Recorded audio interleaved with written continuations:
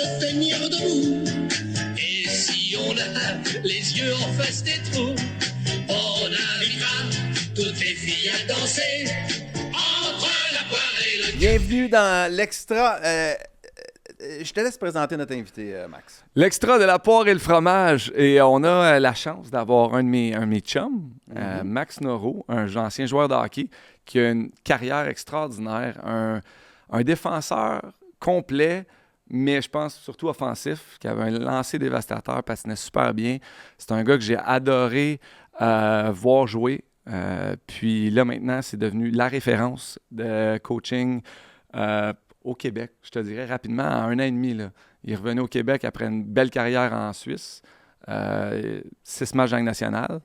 Puis, on a plein de questions pour lui, mais aujourd'hui, ce qu'on veut faire, c'est, je pense, aussi amener... Max, tu vas nous l'expliquer, mais il coach mes enfants. Puis c'est surtout des skills individuels. Fait que comment se développer en tant que jeune joueur, jeune et moins jeune joueur de hockey, avec des principes de base. Super. J'arrête ta conférence. Salut, Max. Ça va bien? Merci de pas ça bon? Dire bonjour à un moment donné. Ben non, mais c'est parce qu'on a dit, les gens veulent mon podcast. C'est pour ça. Oui. Vous comprenez maintenant les gens qui disent Max devrait avoir son podcast? C'était bon. Je vais pas le couper pendant des compliments, c'est bon, je la laisse aller. C'était bon, hein? C'était une belle intro. Ouais, super. Non, c'est super. C'est ça. Plus rien à dire. On sait tout sur toi. On parle vidéo. On parle vidéo. Ah, mais je vais donner de l'amour. Non, mais ça va être bien intéressant parce que les jeunes puis les parents des jeunes, on va travailler sur des affaires précises, montrer des exemples précis. Je ne vais pas dire des quick fix, là, parce que il y a des choses qui sont plus... Il faut les intégrer, là. Ouais. Mais c'est vraiment bien intéressant. Je suis très heureux de t'avoir avec nous autres. Oui, merci beaucoup. J'ai essayé de choisir des séquences pertinentes pour non seulement l'aspect individuel, mais aussi comment l'amener dans le collectif. Des fois, c'est ça qu'on a de la misère à faire. C'est qu'on on surdéveloppe tout ce qui est l'individuel. Puis là, on le voit beaucoup maintenant que les gens ils ont de la misère rendus à M13, M15 de jouer, comment jouer avec les autres. Comment arriver au bon moment, comment être une option de passe, tout. Fait que être capable de jumeler les deux ensemble, je pense que c'est vraiment important pour nous autres au Québec pour prendre un peu le prochain step dans notre développement. Mais Max, pour que les gens te connaissent un petit peu plus, tu as joué 6 matchs en Ligue nationale. Comme je viens de le dire, tu es un des défenseurs que je connais qui avait le plus haut potentiel, qui n'a pas été capable de jouer 10 ans dans Ligue nationale. Tu as joué pour qui dans tes 6 matchs? J'ai joué avec le Wild du Minnesota. OK. Mais honnêtement... Pour moi, c'était décevant de juste jouer 6 matchs, mais pour plusieurs, c'était une surprise, j'en ai joué une. Fait que je le regarde beaucoup comme ça aussi que j'ai pas été drafté ma première année dans le junior majeur. Déjà là, c'était une défaite. Il y avait plein de choses. J'ai pas été drafté ma première année dans le national. J'ai pas signé avant 20 ans. Il y avait beaucoup d'étapes, je te dirais presque négatives un peu dans ma carrière qui ont fait que en jouer une, c'était déjà quelque chose quand j'ai eu l'appel. Fait que oui, c'est décevant que j'en ai joué 6, mais je me suis tellement... j'ai tellement eu du plaisir en Suisse. J'étais allé aux Olympiques 2 fois à cause que j'étais en Europe, pas ici. Fait que ça a amené beaucoup de moments incroyables. Puis j'essaie de dire beaucoup aux parents puis aux joueurs que la Ligue nationale, c'est beau, il faut que tu aspires au top. Mais il y a beaucoup d'avenues en dessous que tu peux aller chercher une belle vie puis des belles expériences que... Faut pas que tu le regardes juste comme une défaite de ne pas être là. Tu as joué 6 de plus que moi. Exact. Mais c'est un compliment. Comment je l'apporte, c'est un compliment. C'est absolument. Puis je vais aller dans la prochaine question. C'est, si tu avais eu la chance de faire coacher par toi, tu penses-tu que tu aurais joué en Ligue nationale? C'est ça. Je ne veux pas être arrogant et dire oui, mais je pense qu'il y a beaucoup de choses. C'est une école de hockey, là. Dis oui. Exact. Non, il y a beaucoup de choses que même moi, j'ai appris après ma carrière en faisant ce travail-là. J'étais allé à Hockey Canada, j'ai fait des U17 2 fois, U18, là j'arrive des U20. Fait que, veux pas, dans une chambre collectivement avec d'autres bons coachs d'habileté, des gars qui sont dans la Ligue nationale depuis 15 ans, on ouvre des discussions, puis je me dis, c'est vrai, moi j'ai joué 18 ans en presse pro, puis j'ai jamais pensé à ça, il y a personne qui me l'a appris.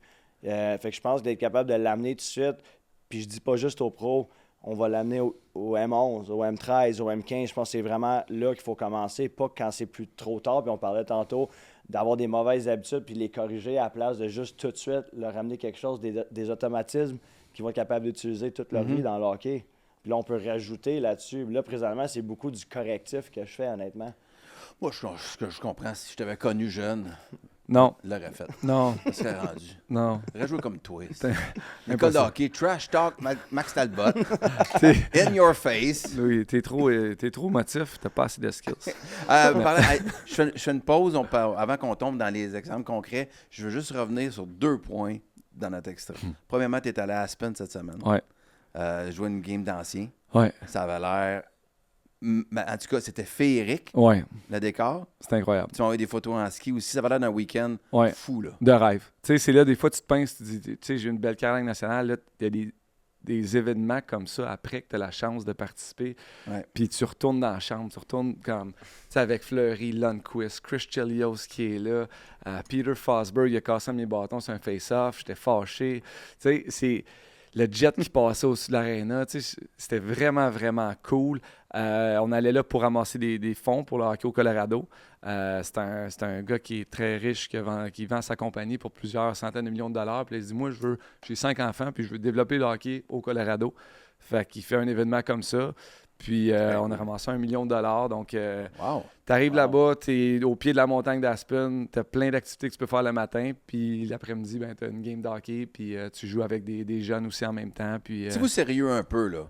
Vous êtes-vous couché très tard, vous avez joué comme lendemain de brosse? Ben, ce qui était le fun dans tout ça aussi, c'est que les femmes étaient là. Toi, tu bois plus, là, mais... Exact. Fait que, mais il y a plusieurs joueurs, oui, qui font ça, c'est sûr. Toujours les mêmes, qu'on connaît très bien.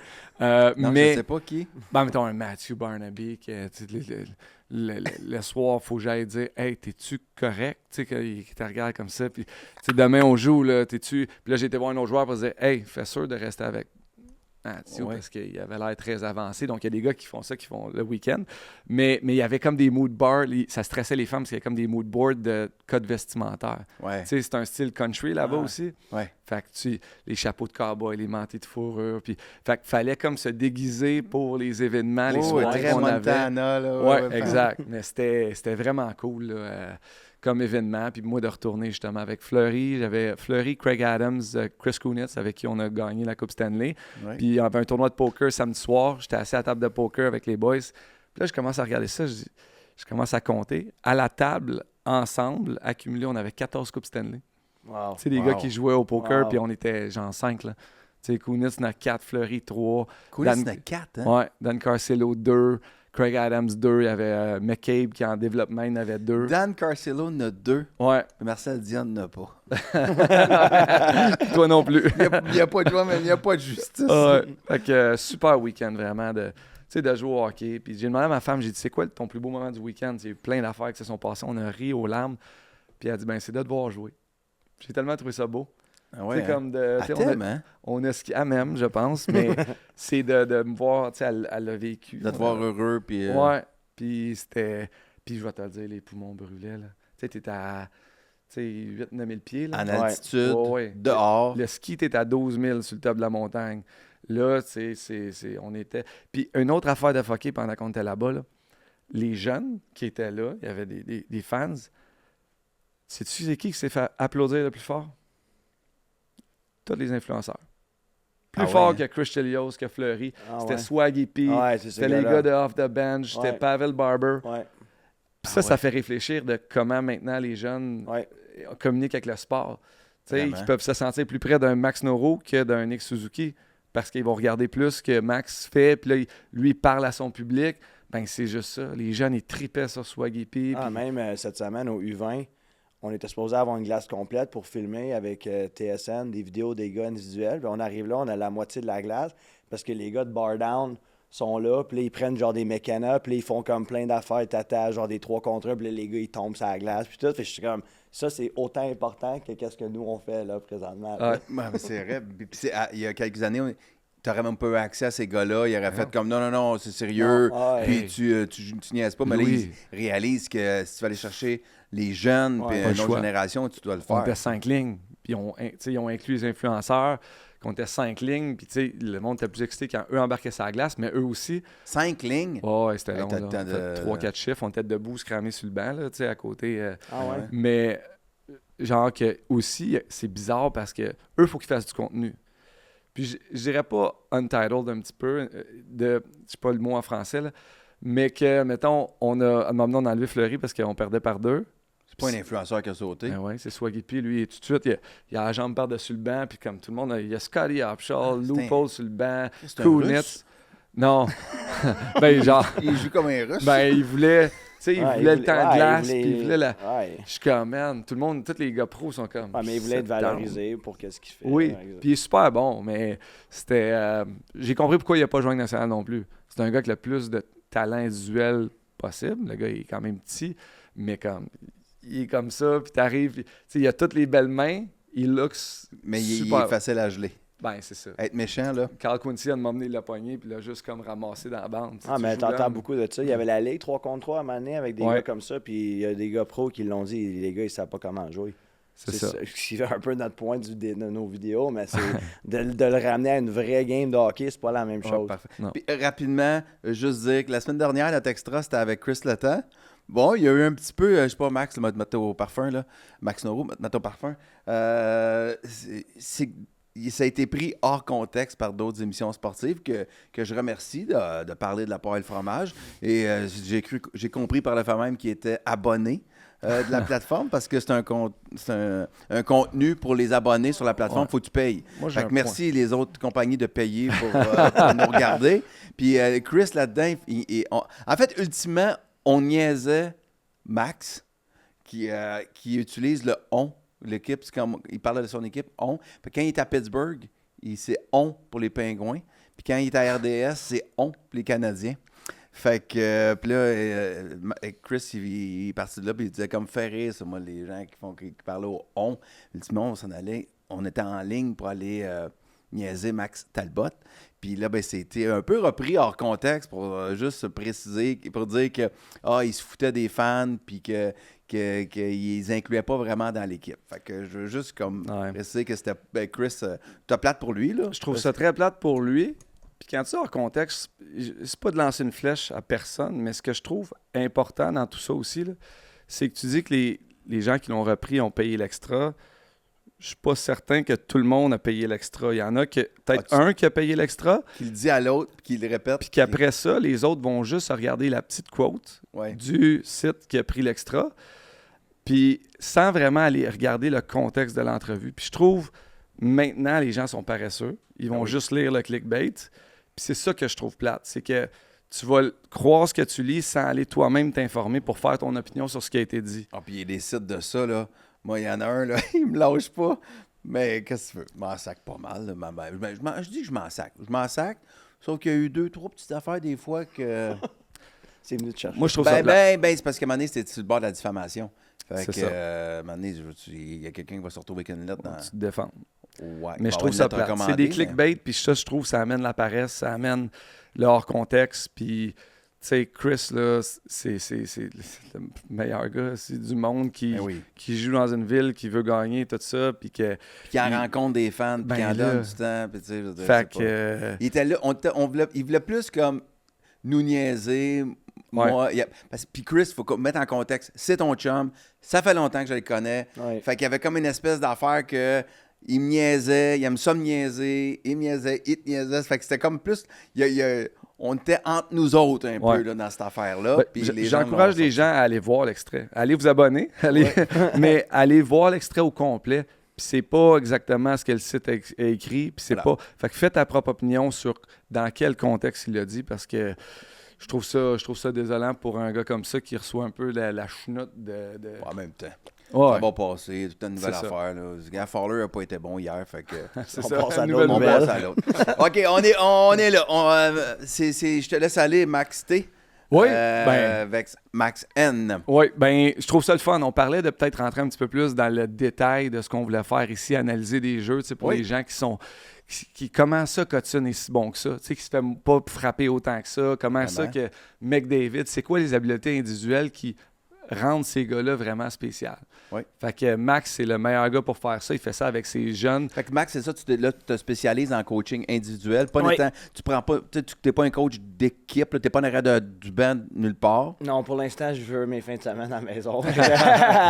Non, j'ai eu des offres pour le faire, mais... Mets ton micro assez près, je vais être sûr Ouais. que les gens t'entendent. J'ai eu des offres pour le faire, mais honnêtement, je veux faire mon horaire, puis je suis vraiment 100% investi dans le développement individuel. Je pense que ça va me chercher beaucoup, comme on a parlé tantôt, du fait que moi, j'ai peut-être laissé des games de la Ligue nationale sur la table, puis je veux pas que ça arrive à des joueurs qui sont comme dans ma charge. Fait que je veux m'assurer de leur donner tous les outils possibles. C'est pour ça, à chaque fois, me fais demander pour aller, exemple, au U20 Hockey Canada, pourquoi je n'irais pas, on n'est pas payé. Je vais là, je vais voir les meilleurs joueurs de 20 ans au Canada. Fait que pourquoi après je peux pas venir ici au Québec dire ben nous autres, exemple, les 16 à 19, voici la différence entre les gars que j'ai vus. Des fois, c'est pas gros, mais il y en a. Puis ton école de hockey est où exactement? Je suis beaucoup sur la Rive-Sud, Montréal, à Boisbriand. Après mes sessions à l'Armada, j'en fais. Fait que, j'essaie de grossir. Il faut que je fasse attention parce que je crois beaucoup dans mon produit. Je veux pas grossir trop non plus. Je ne ferai pas des camps de jour, des affaires comme ça. Fait que c'est vraiment du développement. Puis l'été, je fais beaucoup des joueurs de la Ligue nationale ou des Ligues américaines, d'Europe. Je veux travailler avec ces gars-là. Il y en a qui c'était mes chums. Je patinais avec avant quand je jouais. Là, c'est rendu que c'est moi le coach à la glace. Mais ils voient ma passion. Fait que j'ai pas peur de les reprendre parce qu'ils savent qu'à la maison, hier soir, j'ai écouté 3 heures de vidéo. Je suis pas arrivé là avec un plan, genre que j'ai dessiné avec mon enfant à 7 heures le soir. Il y a une méthode à mon apprentissage, on va dire. Puis c'est pas une école de hockey qui possède, c'est plus, il s'en va dans différentes places pour faire des skills. C'est pas 2 semaines que tu t'en vas à Brassard puis que les gars ils jouent au soccer. Puis, mais l'été, c'est toujours comme beaucoup ça. Saint-Lambert, Candiac, je suis dans les environs. Où est-ce qu'il y a de la glace? Hein? Faut que tu trouves la glace de libre. Fait que c'est pas tout le temps l'idéal, mais puis je commence. Fait que j'ai pas accès à toutes les glaces parce que moi, je suis comme un peu le dernier sur la liste présentement pour... c'est les priorités, on va dire, de glace. Fait que... All right. Ben, vas-y, Max. Donc, est-ce qu'il y a un thème, là, quelque chose qu'on va regarder spécifiquement aujourd'hui? Oui, j'ai amené des séquences, on appelle ça en anglais « attacking toe caps », fait que les orteils de l'autre joueur. La raison qu'on le fait, c'est qu'il y a beaucoup de joueurs présentement, ils font des feintes ou ils choisissent des lignes directrices qui sont... Déjà, l'autre joueur peut déjà commencer à te défendre. Mais si tu attaques quelqu'un, on va appeler ça nez à nez, beaucoup en français, le joueur ne peut pas choisir un côté. Il est un peu pogné dans la traque. Il faut qu'il attende pour toi. Vous allez voir Hudson. Un peu, là, mais mettons, tu es en train de me dire que le joueur qui a la rondelle, par le positionnement des orteils de son adversaire, il peut déjà savoir il peut manipuler. On appelle ça manipuler beaucoup. Parle-moi d'une affaire que j'ai jamais même pensé. Puis, en regardant ça, pensez à Scott Gomez, David Krejci, Pierre-Marc Bouchard, Sergei Gonchar.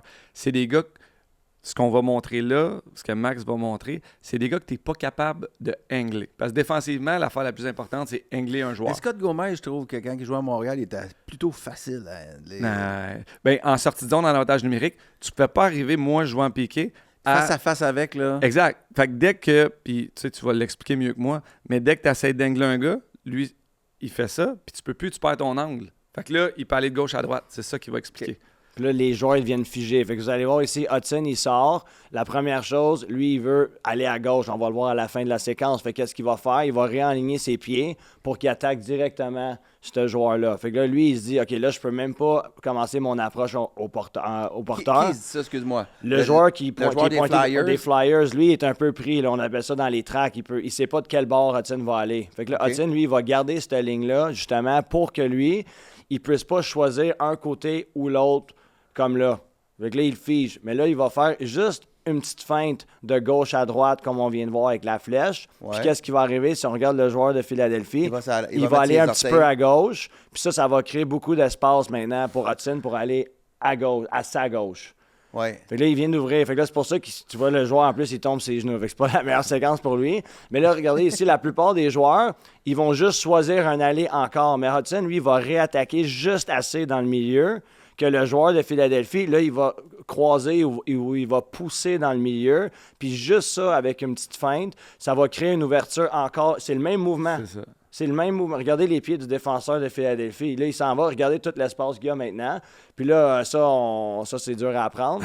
Mais je l'ai mis quand même parce que vous allez voir, il fait presque tout le temps la même feinte. C'est ça qui m'impressionne, c'est que les gars, ils mordent quand même en sortie de zone, Parce tout le que temps la même feinte. Max, juste sur la dernière séquence, la deuxième feinte qu'il fait, là, 85% des joueurs nationaux vont juste aller sur la bande. En voulant dire, ils ne feront pas la feinte pour se donner l'espace d'aller sur la bande. Ils vont aller sur la bande. Comme moi, là, je ne fais pas le petit move de gauche à droite pour me donner l'espace. Je vais juste comme patiner où l'espace libre est là. Puis le défenseur va venir me closer. Ouais. Mais en faisant le petit « whoop », ça fait que le défenseur, il croise un bord. Ça donne beaucoup d'espace en entrée de zone.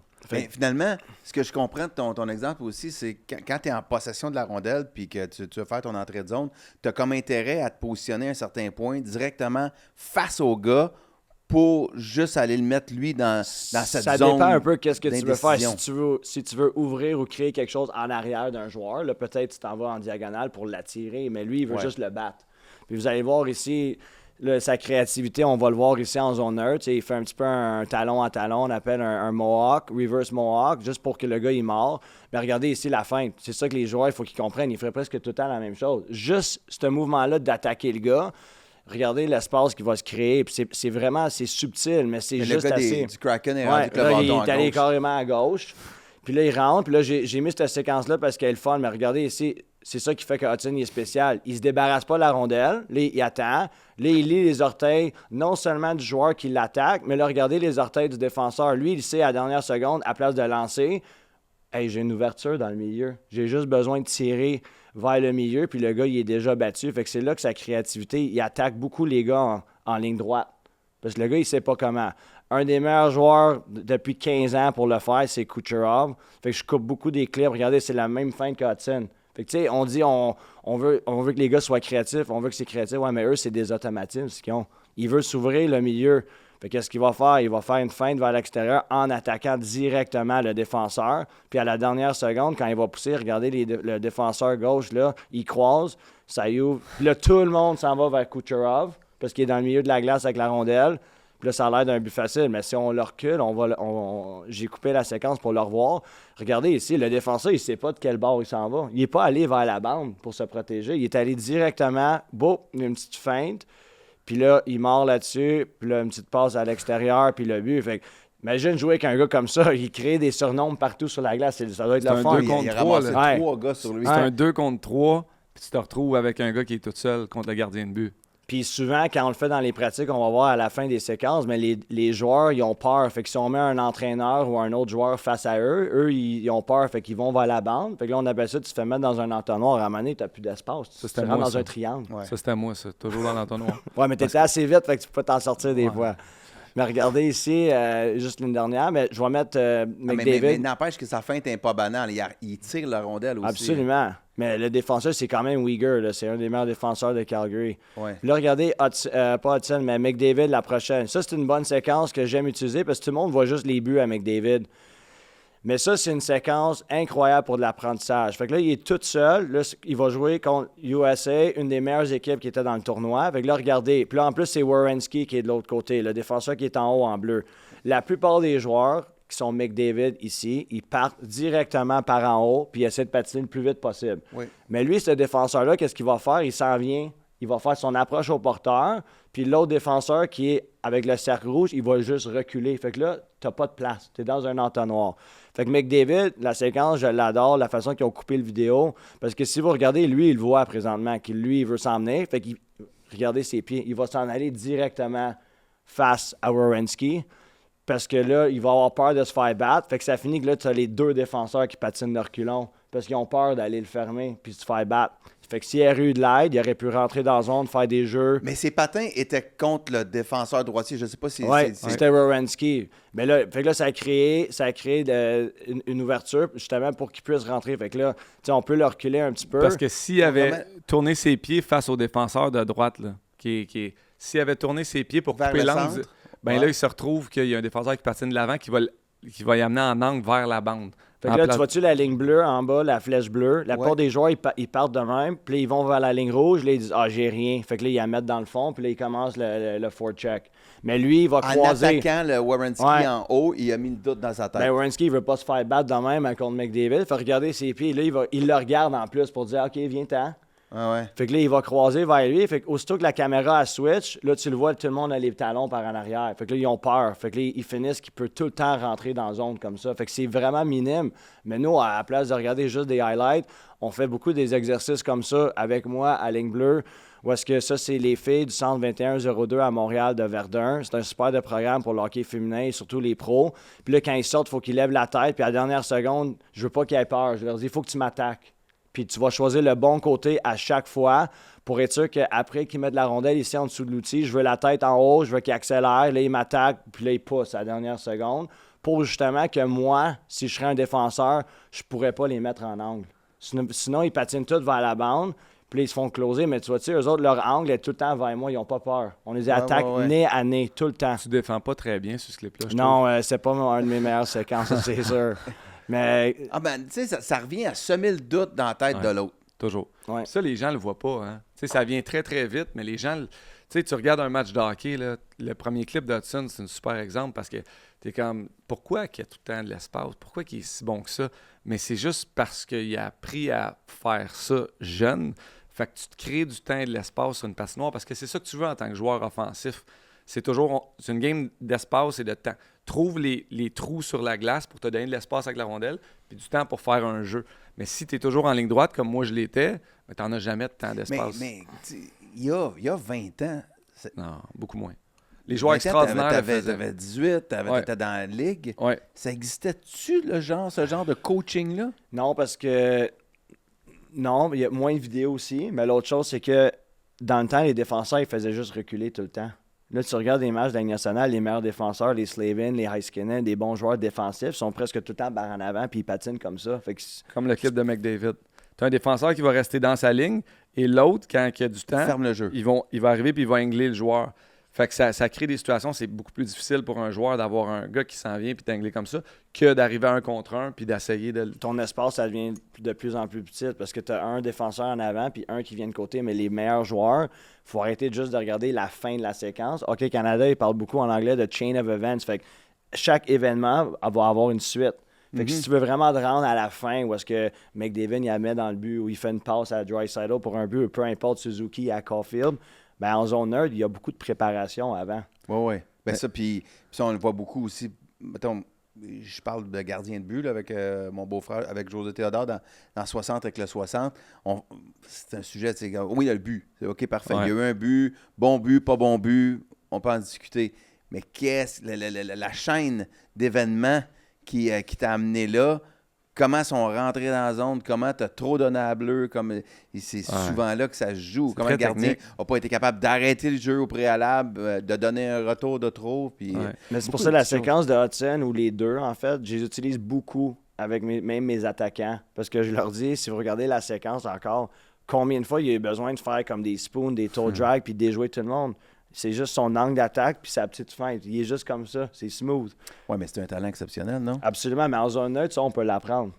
Quand il est à ligne bleue puis il commence à faire ça, là, puis il fait faire des pirouettes au gars en avant, ça, c'est dur à apprendre. Mais sûr, en zone neutre, pourquoi je ne serais pas capable de l'apprendre à un enfant de 11 ans? En zone neutre, je me mets en zone neutre, je dis attaque-moi, faut pas que tu aies peur de mon bâton, faut que tu choisisses la bonne sortie à toutes les fois. Là, ça va créer un automatisme. OK, ouais, je peux faire ma petite feinte, je vais être confiant. À place de eux autres, souvent, qu'est-ce qu'ils font? Ils vont voir la bande tout le temps. Parce que moi, je dis toujours, une grosse feinte avec la vitesse va battre 1000 petites feintes que tu n'avances pas, puis là, les gars veulent faire des cuillères, puis ça. Non, arrive là, devant, là, comme Hudson, tac, tac. Puis là, tu vas te créer de l'espace. Puis c'est drôle, tu sais, on parle à un des meilleurs coachs de skills présentement au Canada. Puis ce matin, mon gars était sur la glace. Mon gars et ma fille avec Max. Puis qu'est-ce qu'il pratiquait? Il a mis un coussin sur la glace à la ligne bleue. Puis c'était juste d'arriver puis de chipper la rondelle pour aller la récupérer. Mais tu sais, ça, c'est un skill.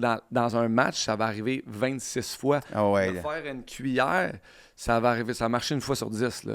Mais ça, un skill comme ça... La faire passer juste par-dessus le bâton. Juste par-dessus le bâton, puis avec la bonne angle. Tu sais, au début, les joueurs, ce qu'ils faisaient, ben, ils s'en vont vers la bande, fait qu'il y a chip, fait que la rondelle, l'angle fait que la rondelle va trop loin. Tu veux la chipper pour toi-même ou un joueur, tu veux juste qu'elle passe à côté du défenseur.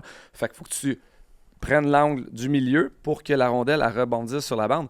Mais un jeune, un cerveau de 11 ans, il l'a jamais appris. S'il l'a pas fait dans une pratique avec moi puis ou 2A. Puis moi, je vais être ton coach de communication. Angle, c'est masculin. C'est le bon Un angle. angle. Merci. C'est pas la bonne angle. C'est pour ça que j'ai fait ce Le podcast-là bon avec angle, toi, c'est bon. pour apprendre. Moi aussi, j'apprends. Tu vois, on apprend tout le Moi, temps. je t'enseigne à évaluer tu m'apprends- le à sport. quoi? Ben, tout le sport en général. Moi, tu sais. moi, je t'apprends. Tabarouette. Je t'apprends à revenir un peu. J'aurais pas à joué à la- nationale si j'avais appris de toi, mon homme. Mais. Qu'est-ce que tu sais? Ben, M'a t'amener sur la glace, m'a te faire pratiquer, moi. C'est bon. Hey, allez. Concentre-toi sur ton prochain. Hey, je pourrais être un excellent coach. Jacques Demers, ça va pas patiner. Ça va pas aller non plus. OK, ben, hey, merci, Ouais. Max. C'est vraiment, Ça fait vraiment super intéressant. On va refaire ça. Ouais. On va refaire ça parce que puis on va le refaire tout de suite dans l'autre extra, Ouais. dans l'extra de l'épisode 105, parce que je le fais avec José puis les gardiens de but. On l'a fait un petit peu ensemble avec José aussi. C'était le fun. C'était vraiment le fun. Puis ça a une résonance. Les gens, ils voient. Puis les jeunes, moi, je sais bien que genre, les jeunes chez nous, je vais leur faire regarder ça. Puis puis moi, il est trop tard. Là. Mais tu comprends-tu? Ben oui, je comprends. Ok. Mais c'est vrai que moi, je suis pas bon. Je comprends. Je comprends que je serais pas capable de le faire. C'est Ouais. déjà beaucoup. Mais tu le comprends. Mais je comprends. Mais tu sais, l'idée que de juste essayer d'aller vite puis de battre le défenseur de vitesse sur le bord de la bande, c'est vraiment la seule affaire que j'ai essayé Ouais. de faire. Puis là, ben, je suis rendu vieux. Je suis même plus vite. fait que là, il n'y a plus rien. Là. Ouais. Tu le battras pas. Mais tu veux.